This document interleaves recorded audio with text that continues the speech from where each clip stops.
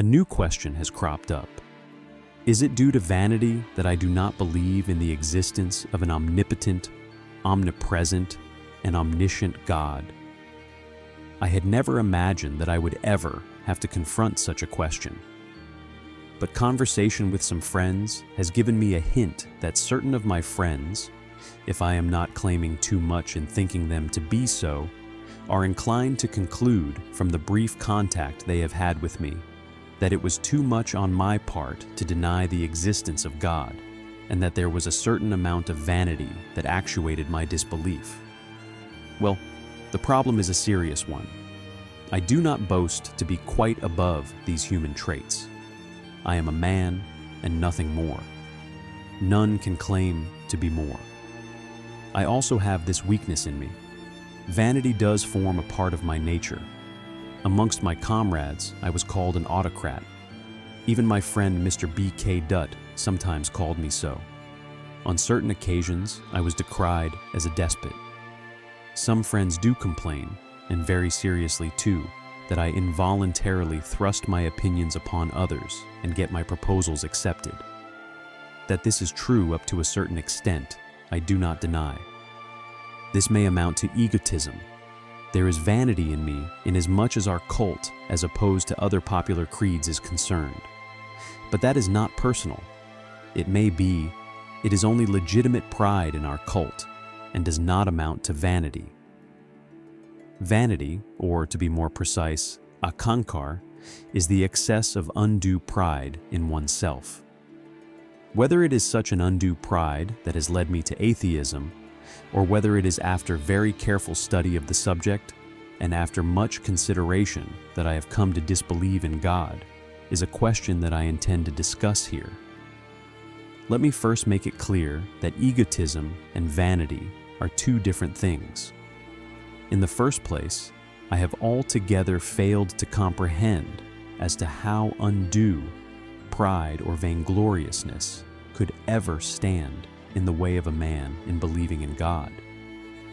I can refuse to recognize the greatness of a really great man, provided I have also achieved a certain amount of popularity without deserving it or without having possessed the qualities really essential or indispensable for the same purpose. That much is conceivable. But in what way can a man believing in God cease believing due to his personal vanity? There are only two ways. The man should either begin to think himself a rival of God, or he may begin to believe himself to be God. In neither case can he become a genuine atheist. In the first case, he does not even deny the existence of his rival. In the second case as well, he admits the existence of a conscious being behind the screen, guiding all the movements of nature. It is of no importance to us whether he thinks himself to be that supreme being, or whether he thinks the supreme conscious being to be somebody apart from himself. The fundamental is there. His belief is there. He is by no means an atheist. Well, here I am. I neither belong to the first category nor to the second. I deny the very existence of that almighty supreme being. Why I deny it shall be dealt with later on. Here I want to clear one thing, that it is not vanity that has actuated me to adopt the doctrines of atheism. I am neither a rival, nor an incarnation, nor the supreme being himself. One point is decided, that it is not vanity that has led me to this mode of thinking. Let me examine the facts to disprove this allegation. According to these friends of mine, I have grown vainglorious, perhaps due to the undue popularity gained during the trials, both Delhi bomb and Lahore conspiracy cases. Well, let us see if their premises are correct. My atheism is not of so recent origin. I had stopped believing in God when I was an obscure young man, of whose existence my above-mentioned friends were not even aware. At least a college student cannot cherish any short of undue pride which may lead him to atheism. Thought a favorite with some professors and disliked by certain others. I was never an industrious or a studious boy. I could not get any chance of indulging in such feelings as vanity. I was rather a boy with a very shy nature, who had certain pessimistic dispositions about the future career. And in those days, I was not a perfect atheist. My grandfather, under whose influence I was brought up, is an orthodox Arya Samajist.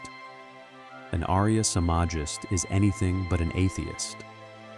After finishing my primary education, I joined the DAV School of Lahore and stayed in its boarding house for full 1 year. There, apart from morning and evening prayers, I used to recite Gayatri Mantra for hours and hours. I was perfect devotee in those days. Later on, I began to live with my father. He is a liberal in as much as the orthodoxy of religions is concerned. It was through his teachings that I aspired to devote my life to the cause of freedom. But he is not an atheist. He is a firm believer. He used to encourage me for offering prayers daily. So, this is how I was brought up. In the non-cooperation days, I joined the National College. It was there that I began to think liberally and discuss and criticize all the religious problem, even about God. But still, I was a devout believer. By that time, I had begun to preserve the unshorn and unclipped long hair, but I could never believe in the mythology and doctrines of Sikhism or any other religion. But I had a firm faith in God's existence. Later on, I joined the Revolutionary Party. The first leader with whom I came in contact, though not convinced, could not dare to deny the existence of God. On my persistent inquiries about God, he used to say, "Pray whenever you want to." Now this is atheism, less courage required for the adoption of that creed. The second leader with whom I came in contact was a firm believer. Let me mention his name-respected comrade Sachindra Nath Sanyal, now undergoing life transportation in connection with the Kakori conspiracy case. From the very first page of his famous and only book, Bandi Jivan, or Incarcerated Life, the glory of God is sung vehemently. On the last page of the second part of that beautiful book, his mystic, because of Vedantism, praises showered upon God form a very conspicuous part of his thoughts. The revolutionary leaflet distributed throughout India on January 28, 1925, was, according to the prosecution story, the result of his intellectual labor. Now, as is inevitable in the secret work, the prominent leader expresses his own views, which are very dear to his person, and the rest of the workers have to acquiesce in them, in spite of differences which they might have. In that leaflet, one full paragraph was devoted to praise the Almighty and his rejoicings and doing. That is all mysticism. What I wanted to point out was that the idea of disbelief had not even germinated in the Revolutionary Party. The famous Kakori martyrs, all 4 of them, passed their last days in prayers. Ram Prasad Bismil was an orthodox Arya Samajist.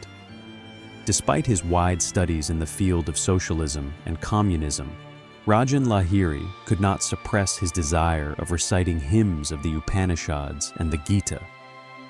I saw only one man amongst them, who never prayed and used to say, "Philosophy is the outcome of human weakness or limitation of knowledge."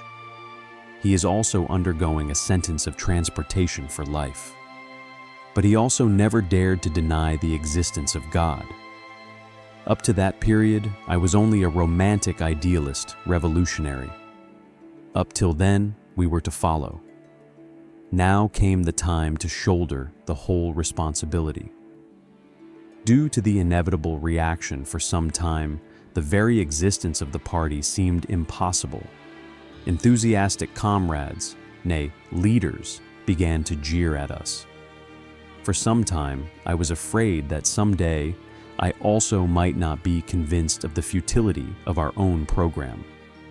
That was a turning point in my revolutionary career.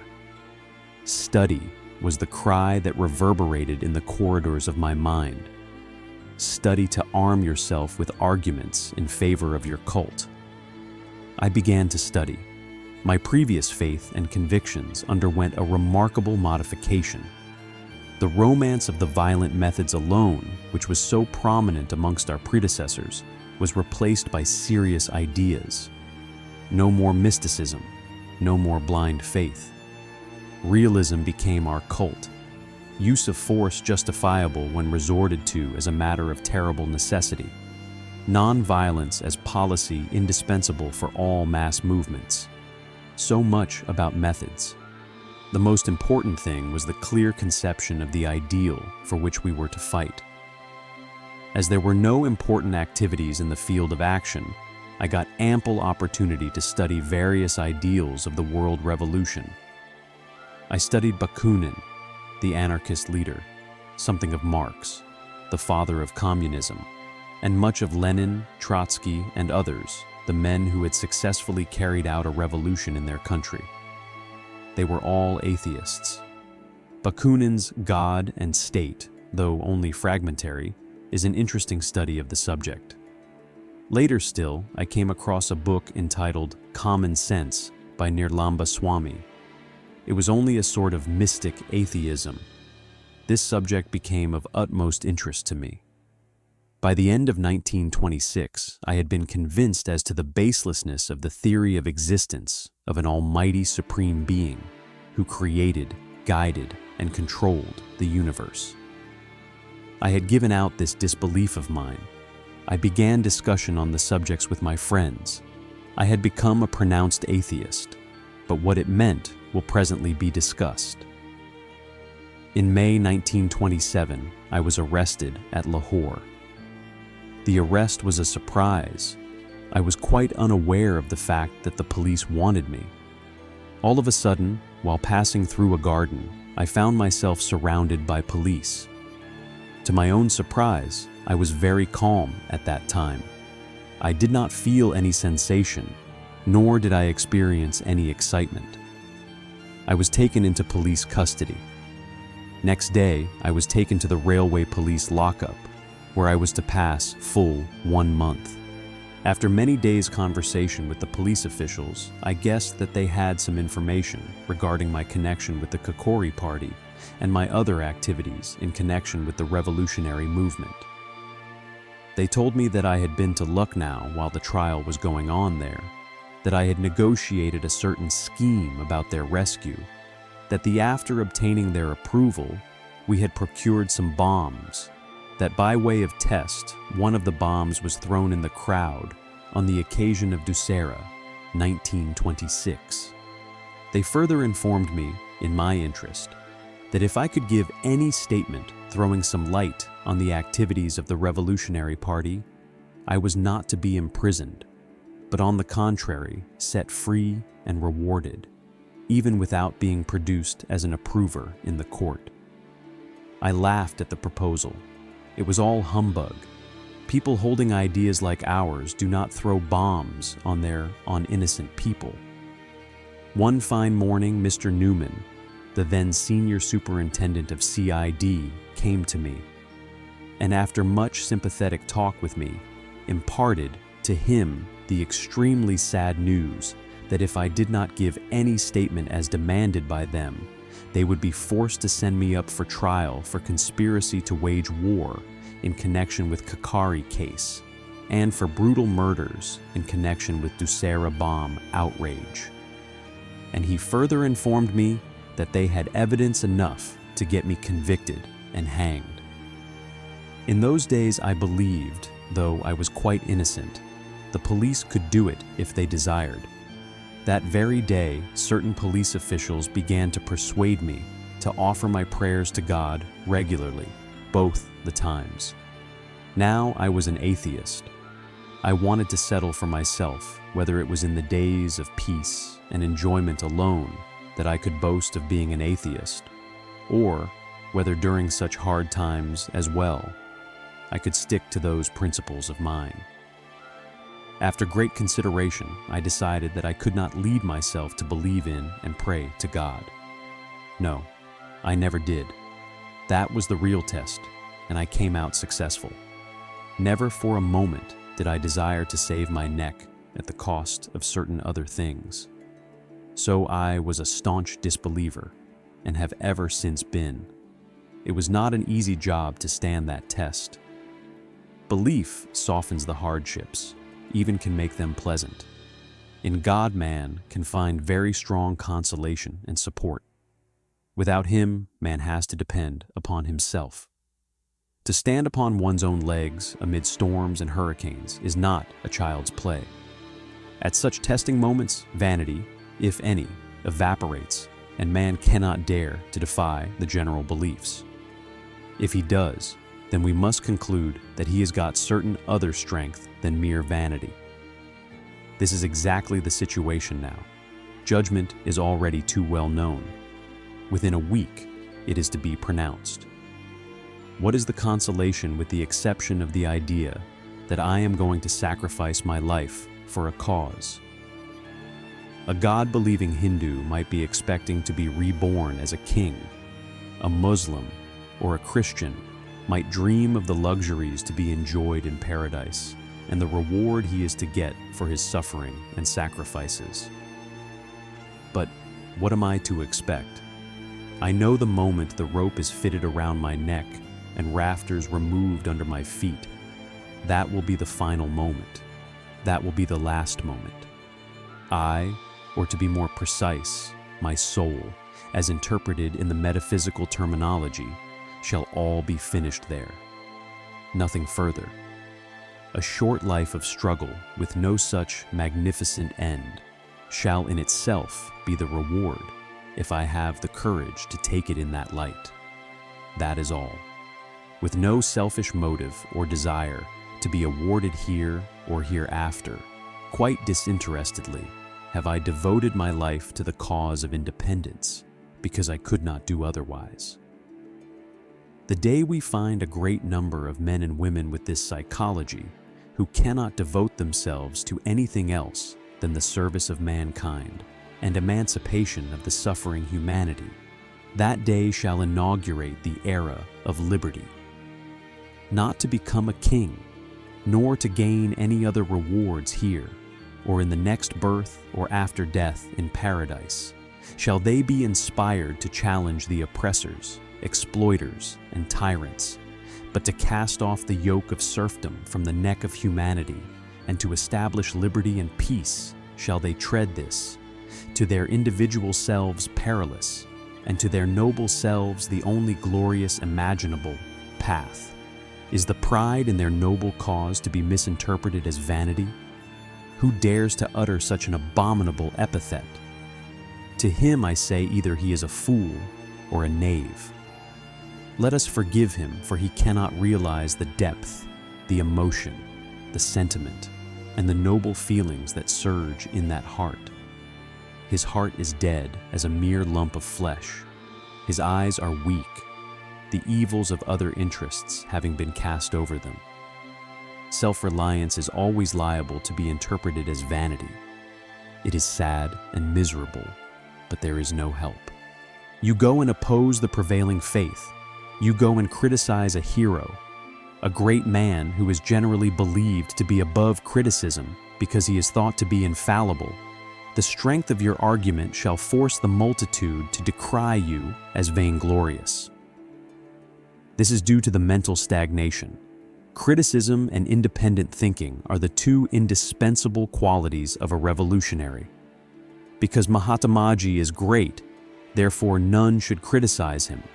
Because he has risen above, therefore everything he says, may be in the field of politics or religion, economics or ethics, is right. Whether you are convinced or not, you must say, yes, that's true. This mentality does not lead towards progress. It is rather too obviously reactionary. Because our forefathers had set up a faith in some supreme being, the Almighty God. Therefore, any man who dares to challenge the validity of that faith, or the very existence of that supreme being, he shall have to be called an apostate, a renegade. If his argument are too sound to be refuted by counter-arguments, and spirit too strong to be cowed down by the threat of misfortunes that may befall him by the wrath of the Almighty, he shall be decried as vainglorious, his spirit to be denominated as vanity. Then, why do waste time in this vain discussion? Why try to argue out the whole thing? This question is coming before the public for the first time, and is being handled in this matter-of-fact way for the first time, hence this lengthy discussion. As for the first question, I think I have cleared that it is not vanity that has led me to atheism. My way of argument has proved to be convincing or not. That is to be judged by my readers, not me. I know in the present circumstances my faith in God would have made my life easier, my burden lighter, and my disbelief in Him has turned all the circumstances too dry, and the situation may assume too harsh a shape. A little bit of mysticism can make it poetical, but I do not want the help of any intoxication to meet my fate. I am a realist. I have been trying to overpower the instinct in me by the help of reason. I have not always been successful in achieving this end. But man's duty is to try and endeavor. Success depends upon chance and environments. As for the second question, that if it was not vanity, then there ought to be some reason to disbelieve the old and still prevailing faith of the existence of God. Yes, I come to that now. Reason there is. According to me, any man who has got some reasoning power at his command always tries to reason out his environments. Where direct proofs are lacking, philosophy occupies the important place. As I have already stated, a certain revolutionary friend used to say that philosophy is the outcome of human weakness. When our ancestors had leisure enough to try to solve out the mystery of this world, its past, present, and the future, its whys and wherefores, they having been terribly short of direct proofs, everybody tried to solve the problem in his own way. Hence we find the wide differences in the fundamentals of various religious creeds, which sometimes assume very antagonistic and conflicting shapes. Not only the Oriental and Occidental philosophies differ, there are differences even amongst various schools of thought in each hemisphere. Amongst Oriental religions, the Muslim faith is not at all compatible with Hindu faith. In India alone, Buddhism and Jainism are sometimes quite separate from Brahmanism, in which there are again conflicting faiths as Arya Samaj and Sanatan Dharma. Charwak is still another independent thinker of the past ages. He challenged the authority of God in the old times. All these creeds differ from each other on the fundamental question, and everybody considers himself to be on the right. There lies the misfortune. Instead of using the experiments and expressions of the ancient savants and thinkers as a basis for our future struggle against ignorance, and to try to find out a solution to this mysterious problem, we, lethargical as we have proved to be, raise the hue and cry of faith, unflinching and unwavering faith to their versions, and thus are guilty of stagnation in human progress. Any man who stands for progress has to criticize, disbelieve, and challenge every item of the old faith. Item by item, he has to reason out every nook and corner of the prevailing faith. If after considerable reasoning one is led to believe in any theory or philosophy, his faith is welcomed. His reasoning can be mistaken, wrong, misled, and sometimes fallacious. But he is liable to correction because reason is the guiding star of his life. But mere faith and blind faith is dangerous. It dulls the brain and makes a man reactionary.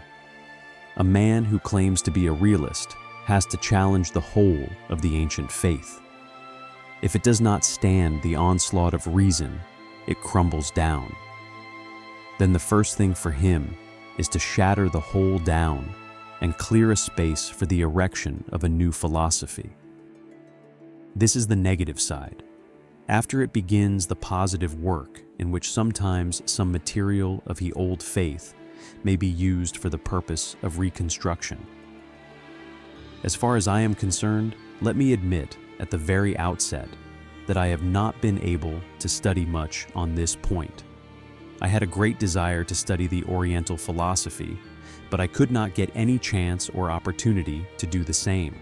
But, so far as the negative study is under discussion, I think I am convinced to the extent of questioning the soundness of the old faith. I have been convinced as to non-existence of a conscious supreme being who is guiding and directing the movements of nature. We believe in nature, and the whole progressive movement aims at the domination of man over nature for his service. There is no conscious power behind it to direct. This is what our philosophy is. As for the negative side, we ask a few questions from the believers. 1. If, as you believe, there is an almighty, omnipresent, omniscient, and omnipotent God who created the earth or world, please let me know why did he create it? This world of woes and miseries, a veritable, eternal combination of numberless tragedies, not a single soul being perfectly satisfied. Pray, don't say that it is his law. If he is bound by any law, he is not omnipotent. He is another slave like ourselves. Please don't say that it is his enjoyment. Nero burnt one Rome. He killed a very limited number of people. He created very few tragedies, all to his perfect enjoyment. And what is his place in history?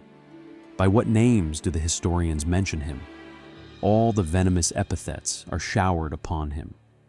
Pages are blackened with invective diatribes condemning Nero, the tyrant, the heartless, the wicked. One Genghis Khan sacrificed a few thousand lives to seek pleasure in it, and we hate the very name. Then, how are you going to justify your almighty, eternal Nero, who has been and is still causing numberless tragedies every day, every hour, and every minute? How do you think to support his misdoings, which surpass those of Genghis every single moment? I say, why did he create this world, a veritable hell, a place of constant and bitter unrest? Why did the Almighty create man when he had the power not to do it? What is the justification for all this? Do you say to award the innocent sufferers hereafter and to punish the wrongdoers as well? Well, how far shall you justify a man who may dare to inflict wounds upon your body, to apply a very soft and soothing ointment upon it afterwards? How far the supporters and organizers of the gladiator institution were justified in throwing men before the half-starved furious lions to be cared for and well locked after if they could survive and could manage to escape death by the wild beasts? That is why I ask, why did the conscious supreme being create this world and man in it? To seek pleasure. Where then is the difference between him and Nero? You Mohammedans and Christians, Hindu philosophy shall still linger on to offer another argument. I ask you, what is your answer to the above-mentioned question? You don't believe in previous birth. Like Hindus, you cannot advance the argument of previous misdoings of the apparently quite innocent suffers. I ask you, why did the omnipotent labor for 6 days to create the world, though word, and each day to say that all was well? Call him today, show him the past history, make him study the present situation. Let us see if he dares to say, all is well. From the dungeons of prisons, from the stores of starvation consuming millions upon millions of human beings in slums and huts, from the exploited laborers, patiently or say apathetically, watching the procedure of their blood being sucked by the capitalist vampires, and the wastage of human energy that will make a man with the least common sense shiver with horror. And from the preference of throwing the surplus of production in oceans rather than to distribute amongst the needy producers, to the palaces of kings built upon the foundation laid with human bones. Let him see all this, and let him say, all is well. Why and wherefore? That is my question. You are silent. All right then, I proceed. Well, you Hindus, you say all the present sufferers belong to the class of sinners of the previous births. Good. You say the present oppressors were saintly people in their previous births, hence they enjoy power. Let me admit that your ancestors were very shrewd people. They tried to find out theories strong enough to hammer down all the efforts of reason and disbelief. But let us analyze how for this argument can really stand. From the point of view of the most famous jurists, punishment can be justified only from 3 or 4 ends, to meet which it is inflicted upon the wrongdoer. They are retributive, reformative, and deterrent. The retributive theory is now being condemned by all the advanced thinkers. Deterrent theory is also following the same fate. Reformative theory is the only one which is essential and indispensable for human progress. It aims at returning the offender as a most competent and a peace-loving citizen to the society.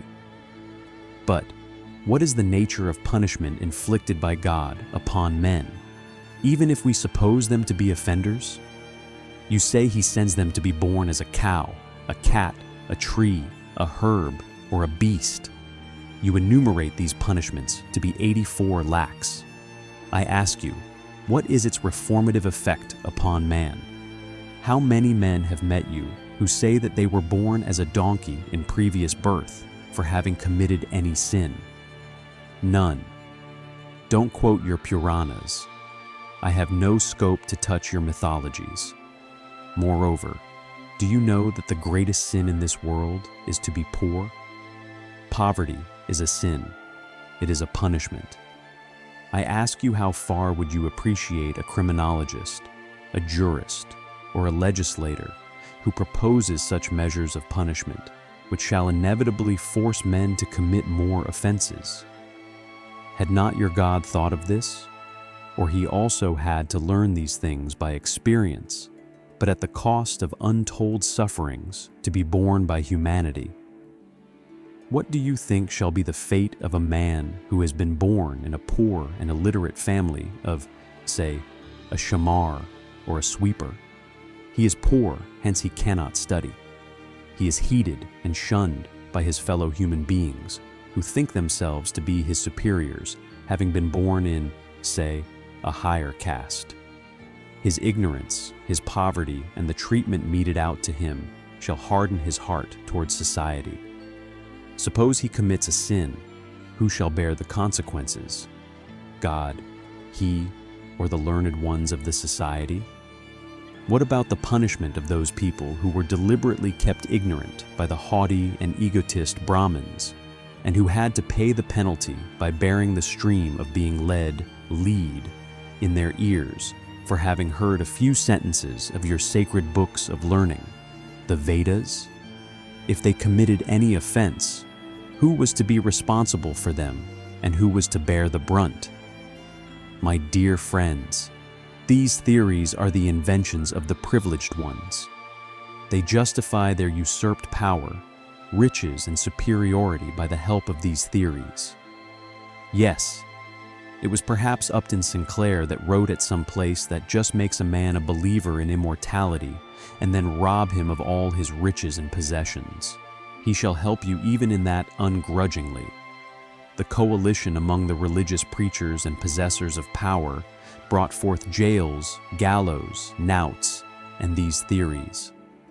I ask why your omnipotent God does not stop every man when he is committing any sin or offense. He can do it quite easily. Why did he not kill warlords or kill the fury of war in them, and thus avoid the catastrophe hurled down on the head of humanity by the Great War? Why does he not just produce a certain sentiment in the mind of the British people to liberate India? Why does he not infuse the altruistic enthusiasm in the hearts of all capitalists to forego their rights of personal possessions of means of production and thus redeem the whole laboring community, nay, the whole human society, from the bondage of capitalism? You want to reason out the practicability of socialist theory. I leave it for your Almighty to enforce it. People recognize the merits of socialism inasmuch as the general welfare is concerned. They oppose it under the pretext of its being impracticable. Let the Almighty step in and arrange everything in an orderly fashion. Now don't try to advance roundabout arguments. They are out of order. Let me tell you, British rule is here not because God wills it, but because they possess power, and we do not dare to oppose them. Not that it is with the help of God that they are keeping us under their subjection, but it is with the help of guns and rifles, bomb and bullets, police and militia, and our apathy that they are successfully committing the most deplorable sin against society, the outrageous exploitation of one nation by another. Where is God? What is he doing? Is he enjoying all these woes of human race? A Nero, a Changes, down with him. Do you ask me how I explain the origin of this world and origin of man? All right, I tell you, Charles Darwin has tried to throw some light on the subject. Study him. Read Soham Swami's Common Sense. It shall answer your question to some extent. This is a phenomenon of nature. The accidental mixture of different substances in the shape of nebulae produced this Earth. When? Consult history. The same process produced animals and, in the long run, man. Read Darwin's Origin of Species. And all the later progress is due to man's constant conflict with nature and his efforts to override it. This is the briefest possible explanation of the phenomenon. Your other argument may be just to ask why a child is born blind or lame, if not due to his deeds committed in the previous birth. This problem has been explained away by biologists as a mere biological phenomenon. According to them, the whole burden rests upon the shoulders of the parents, who may be conscious or ignorant of their own deeds, which led to mutilation of the child previous to its birth. Naturally, you may ask another question, though it is quite childish in essence. If no God existed, how did the people come to believe in him? My answer is clear and brief. As they came to believe in ghosts and evil spirits. The only difference is that belief in God is almost universal and the philosophy well developed. Unlike certain of the radicals, I would not attribute its origin to the ingenuity of the exploiters who wanted to keep the people under their subjection by preaching the existence of a supreme being and then claiming an authority and sanction from him for their privileged positions. Though I do not differ with them on the essential point that all faiths, religions, creeds, and such other institutions became in turn the mere supporters of the tyrannical and exploiting institutions, men, and classes.